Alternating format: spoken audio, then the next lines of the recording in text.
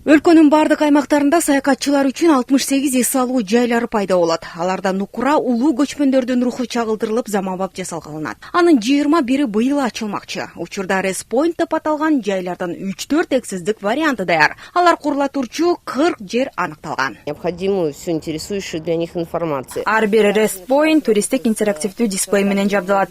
Анда саякатчылар керек болгон аттракциондор, эс алуу жайлары жана жакын жердеги кызыктуу жерлер жөнүндө бардык маалыматты камтылат. Мындан тышкары туристтик объектилерге алып баруучу жолдорду ремонттоо ишке ашырылып, туристтик инфраструктураны өнүктүрүүнүн башка маселелери чечилет. Туристтер үчүн бир гана ысык көл эмес, өлкөнүн бардык аймактары уникалдуу. Мындан улам ар бир областына багытталган комплекстүү иш жүргүзүлүп жатыптыр.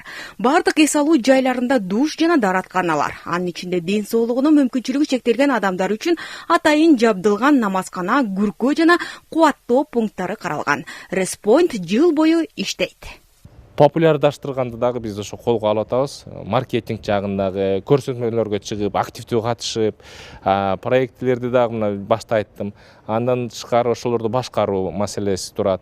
Азыр мына медициналык туризм тармагында өнүктүрүп атабыз. Бул кошумча наркы жогору болгон бир сегмент да туризмдечи.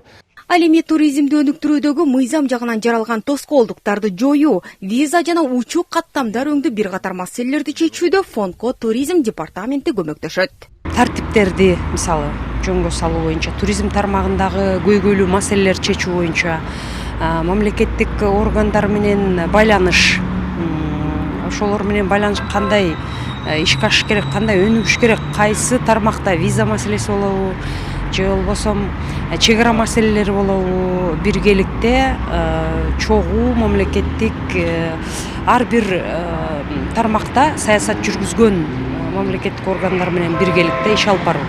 Туризмди өнүктүрүүнүн колдоо фонду түзүлгөндөн бери 1,5 ай убакыт өттү. Бул аралыкта акционердик коом ички туризмди өнүктүрүүгө багытталган Манас аэропортуна же Ысык көлгө алып барып келе турган шаттл автобустарын ишке киргизүү алдында турат. Ошондой эле Кыргызстан боюнча этно туризм багытында ачык жаратылыш койнунда Бози люкс жайларын ишке киргизүү долбоорлорунун үстүндө иш алып барууда.